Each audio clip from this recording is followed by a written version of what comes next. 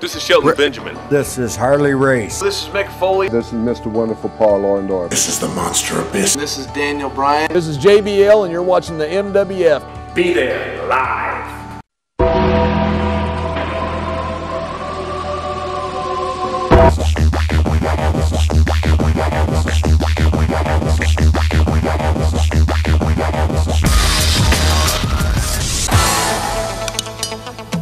Wrestling fans from around the corner and around the world, welcome to another installment of Wrestling Insiders. I'm Dan Marotti here at MWF Studios, just north of Boston in beautiful Melrose, Massachusetts.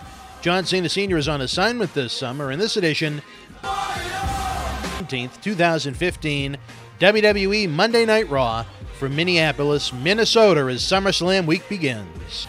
Fans, keep in mind that you are our tag team partners in keeping Boston Wrestling rolling and continuing to bring you a wide variety of free, great online content with our action-packed Millennium Wrestling Federation live events featuring the superstars and legends of yesterday, today, and tomorrow. Time for Talking is done as our Support Indie Wrestling, WrestleThon, Indiegogo campaign, and Mega Raffle are both online now through Monday night, August the 24th. You can win huge prizes and rewards while helping us produce our next MWF live event, as well as finishing our Tony Atlas Studio Shoot Interview documentary DVD. Doesn't get a whole lot better than that, folks. We're not looking for a handout. We've got some big-time perks for wrestling fans generous enough to help with our costs, giving you a chance to be the booker, or be the promoter, to say the very least. Boston Wrestling is a giant umbrella of live event and media platform presentations to fans across the globe to be able to enjoy them at no cost. And our MWF Live Wrestling events are ready to heat up the northern part of the U.S. all over again. If you're seeing this video after our summer 2015 cutoff dates, remember, you can still help with a donation at any time using PayPal with the bw@bostonwrestling.com email address to help with our continued productions in 2016 and beyond. WWE Network is heating up in August with SummerSlam August the 23rd. In Brooklyn, New York, The Undertaker faces Brock Lesnar for the first time since the streak ended at WrestleMania 30. If you're a new subscriber that hasn't taken advantage of your free WWE Network month yet, use the links below and start enjoying WWE tonight. You can also help us out by doing your shopping on Amazon.com and WWEshop.com using our links below. No matter what you buy, even non-wrestling items over on Amazon, we get a small kickback for leading you their way, and it does not increase your purchase total 1 cent. It's a great way to help us out while you do your regular shopping, and it allows us to bring you even more great content. We'd also be happy if you joined us by subscribing for free to our YouTube channel. Starting to close in on 800 free videos for your viewing pleasure. If you enjoy what you see, share it with friends, and click the like button on YouTube so it'll showcase our giant library to more and more professional wrestling fans. Raw opened up this week with The Authority. Well, a little different than the typical Seth Rollins promo. Remember the good old days when a 2 to 3 minute solid promo would get over the story that needed to be told, instead of 15 to 20 minutes where it goes so long that the important facts can get lost in the fluff? Just one man's opinion. Authority put over SummerSlam and the key matches very well, as well as the addition of Jon Stewart being named the guest host of the event. Their promo went into an in-ring tag team match as Randy Orton and Cesaro teamed up to defeat Sheamus and Kevin Owens. Really solid matchup here. Owens avoided the RKO from Orton. He pushed him right into Sheamus. So Sheamus got the RKO for the pin. As I say regularly, Orton is one of the most underrated WWE superstars in history. So good, so smooth, never has a bad match. Great build for the Orton and Sheamus, as well as the Cesaro-Owens singles matches Sunday night at SummerSlam. Undertaker cut a quick promo in the back. He said, when the Reaper calls your name, it's just over, and Brock Lesnar's name has been called. Seth Rollins met up with The Authority. He said if he wins the U.S. title from John Cena at SummerSlam, he wants a statue made of himself like the ones at Titan Towers, of Andre the Giant, the Ultimate Warrior, Bruno Sammartino, and other WWE legends. Roman Reigns defeated Luke Harper in a rematch from SmackDown, building up the Reigns and Dean Ambrose tag team match against Bray Wyatt and Luke Harper at SummerSlam. I feel that this tag match is lacking a little bit. It feels like a typical main event you might see on free TV. Harper went for a discus punch, but Roman Reigns nailed him with a Superman punch at the same time and then hit the spear for the pin. Ambrose and Wyatt were outside by the commentating. Reigns has great chemistry with Luke Harper. I expect a great match on pay-per-view Sunday, even it might not have as much sizzle as some of the main events. In Divas action, Becky Lynch made Tamina tap out to the Disarmer. Fine little match here. Crowd wasn't that hot for the Divas Revolution yet again because it wasn't presented as anything different than what your normal Divas match was even a month ago. This was a good women's match. The wrestling from some of the girls they've brought up from NXT makes it much better, but there's nothing special about it, so the Divas Revolution doesn't stand out. That one women's match would have been fine, but there were more later. Rusev made Mark Henry tap out to the Accolade. Lana was on commentary. She came into the ring as Rusev and Summer Rae were headed to the back, called them back into the ring. She goaded them. Dolph Ziggler returned from injury. He was over as you know what. He went at Rusev, but he pulled Summer Rae in front of him, a la Randy Savage in 1986 with Miss Elizabeth. Lana surprised everybody and kicked Summer Rae in the head. Then Ziggler super kicked Rusev. Now these two are going to go at it in singles action at SummerSlam. Nowhere near the heat for Rusev as he had right before last year's SummerSlam with Jack Swagger, but Ziggler and Rusev should be a solid matchup as well. WWE Intercontinental Champion Ryback defeated The Miz. Big Show was on commentary for this one to build up the triple threat title match at SummerSlam Sunday night. WWE, they should have never split up Miz and Damian Sandow. Miz could really use a sidekick or something like that right now, and that doesn't mean a diva with no personality and no chemistry with him, but that's a different story for a different time. Miz and Sandow were over as a unit.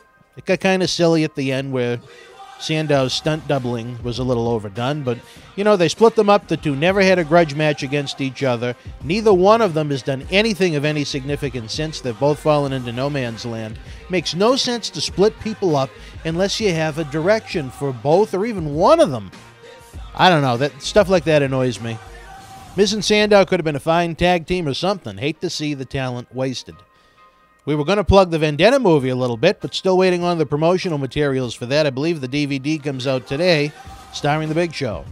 Triple H and Stephanie were out again for a contract signing between Seth Rollins and John Cena, where it's going to be title for title at SummerSlam. This turned into a Seth Rollins promo that went way too long. John Cena came out looking like he was at practice for the Miami Dolphins with his new t-shirt color combination. Cena was effective on the mic here. The fans wanted to hear what he had to say. I can't believe the lack of the build-up for Cena possibly tying Flair's record 16 world titles if he wins at SummerSlam. If Cena was actually going to win the match Sunday, they would have been building this up all month long, but there's not a peep. If you're a gambling man or woman, put your money on Cena not leaving Brooklyn as a champion. In an 8-man tag team match, the WWE Tag Team Champions, the Primetime Players, and the Lucha Dragons defeated New Day and Los Matadores. Solid tag team match here. It was pretty quick. Kalisto hit a springboard Hurricane Rana on one of the Matadores for the win, hoping we'll see the New Day regain the titles at SummerSlam. It makes no sense to have a 4-tag team feud with babyface champions and 3 out of the 4 tag teams in the feud being babyfaces. New Day was white hot with the belts. They even got involved in a couple of main event angles on TV. Now, they're still good. They're still very entertaining, but they lost that sizzle. It's time to get smoking again. Stardust and King Barrett cut a promo in the back on Stephen Amell and Neville for their tag team match at SummerSlam. I don't know how the fans in Brooklyn are going to react to the comic book match, but there's 3 good workers in the match, if nothing else. Just a storyline meant for kids revolving around a TV show they may or may not watch. Sasha Banks made Nikki Bella tap to the bank statement in an upset here. I really like the finish. Banks is placed in a high-profile match in NXT TakeOver Brooklyn Saturday night, so a tip of the hat to WWE Creative for having her coming out of Raw strong in a really solid position. Overall, outside of the finish of the match, it sucked. The fans are into anything but this match, chanting for anything but this match. Too much Divas Wrestling on this show. The fans want to see good women's wrestling, not a Diva Revolution.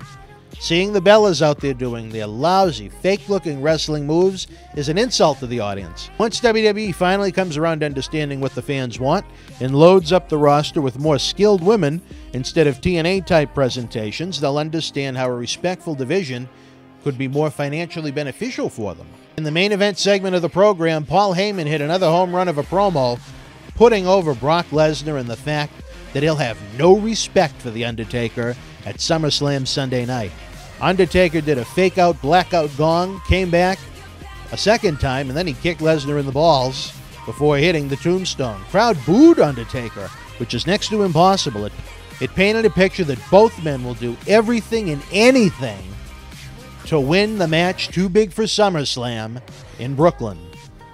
Couple of segments I could have done without this week, but it was a really strong Raw headed into the biggest event of the summer. 2 main event matches are must-see for the fans. The undercard is one of the strongest in SummerSlam history.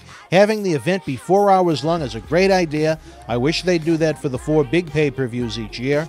I'd love to see how many network subscribers that there are going to be the day after SummerSlam. WWE would be crazy not to announce it, as I believe it's going to be a big, big night for WWE and a big weekend for fans to enjoy, whether they live in Brooklyn and will be at the Barclays Center or if they're enjoying it from the comfort of their own home. What did you think of Raw this week? What did you think of the build to SummerSlam? Feel free to share your thoughts in the comment section below. Don't forget that our Support Indie Wrestling Indiegogo campaign and Mega Raffle are ongoing through the end of Raw this Monday, August the 24th. Also that night, Patrick Clark of WWE Tough Enough will be joining us live right here at MWF Studios for a sit-down interview and an opportunity for a very limited amount of fans to pick up an autograph and a pose photo while helping cover our production costs. We need all the support we can get. Every single dollar counts, and we have some awesome perks on Indiegogo and the raffle jackpot of a lifetime for one lucky fan. Head on over to the BostonWrestling.com super site for complete information. Until we speak again, folks, you and yours, be well. Guys, this here is make